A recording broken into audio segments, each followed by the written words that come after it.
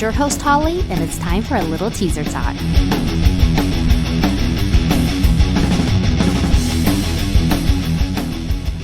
Happy Thursday, everyone. I am so excited to drop this episode.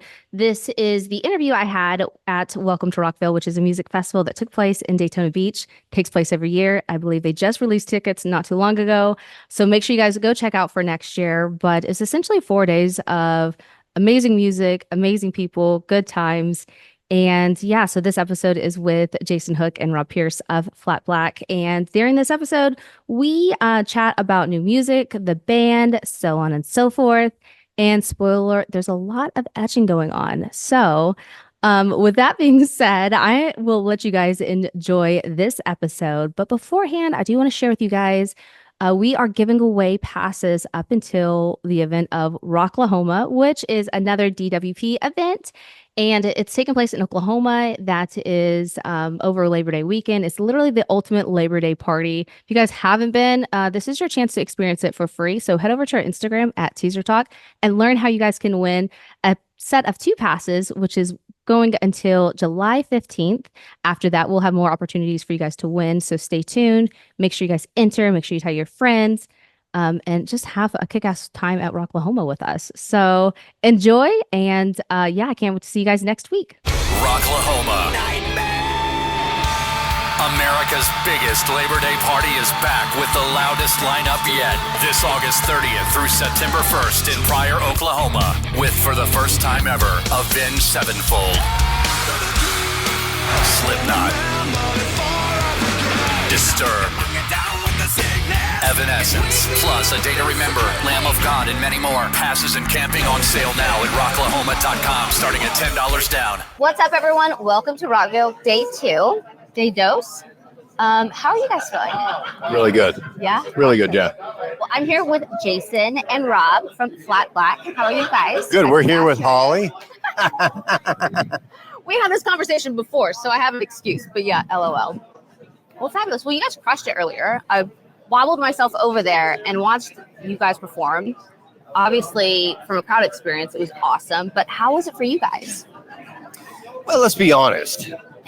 Should we be honest? Let's be honest here. Well, first of all, we're grateful to be here. Yeah. We're on the main stage, second slot. We have 4 songs up. Yeah. So we're getting a lot of special love. Yeah. And that we're grateful for.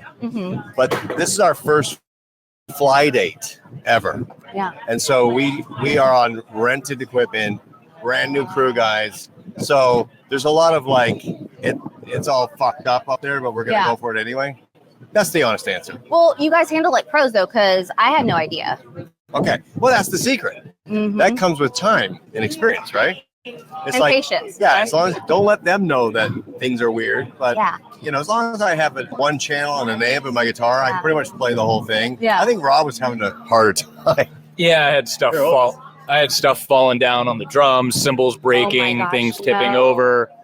But you know what? We made it through, and the crowd at the end is what makes it worth it. Yeah, it was interesting because you guys had all kinds of crowd surfers. There was like a banana, there's Scream, I think a cowboy. A banana and a cowboy. Yeah, well, yeah, 2 separate entities. Okay. It wasn't like a cowboy. It wasn't a cowboy banana. Correct. There was a cowboy, banana, and Scream. There it is. Perfect. Awesome. So, as you mentioned, Jason, you guys only have 4 songs out.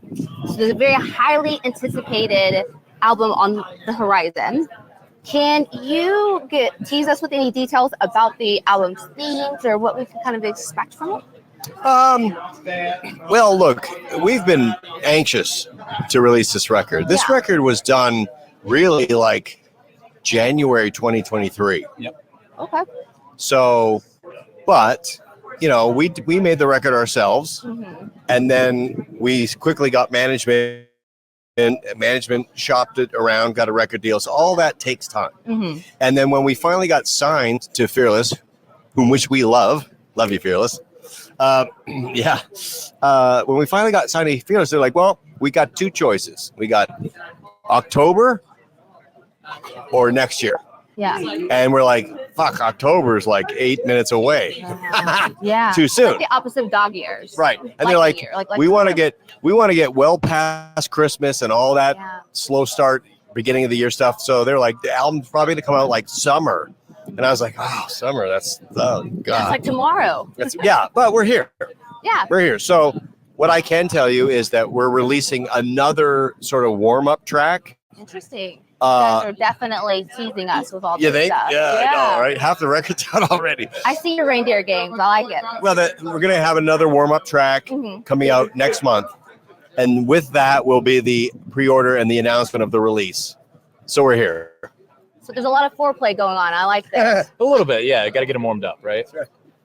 That's awesome. I got blue balls. I got released blue balls. So I say new band. Obviously, this isn't your first rodeo. How has the chemistry between bandmates in the band influenced songwriting process and overall sound of the music and unique dynamics and that each member brings to the table? Oh, God. This has been such a fun experience because like every single member of the band is really good at what they do. And I feel like there's really no weak links. We all, I don't know, like when I met Jason, I was doing a session in Vegas and the producer called Jason and he's like, you should come meet this guy. Me and him, the first time we played together, it was like, oh, there it is. That's the missing. It was like the missing musical. Love at first sight, music at first sight, whatever. We clicked instantly, and Rob's just a fucking superhuman being, but he likes to play at those like bionic tempos, and it's really hard to find guys that like live in that range, that BPM, high RPM. So his favorite thing in the world is to play 300 BPM double bass, so it's hard to find that. He's really good at it, and we clicked right away. So the two of us sort of started building the band together. Nice. And there was a long period where we couldn't find a singer, and we were spending long hours on the phone. On Craigslist, that no takers. Oh, you don't even know. Everything you could imagine, from Barry Squire in LA to Craigslist, friend of a friend. Yeah, like fucking. Oh, it was just we would go scan the internet, listen to Spotify, phone guys up, DM them. What do you think about coming to Vegas? Blah blah blah blah. Yeah. It's very, very difficult. The singer is sort of the make or break component, or can be. For sure, absolutely. So you don't want to get it wrong, and we were very fortunate. We found Rex by accident. That's how it usually happens. You know what? Yeah. All of these. Stop looking, it happens. All of these guys came to me through a friend. So all the effort I made to do my own looking and my own ad placing and all that stuff, it didn't work. People call me and go, I have the perfect guy for you.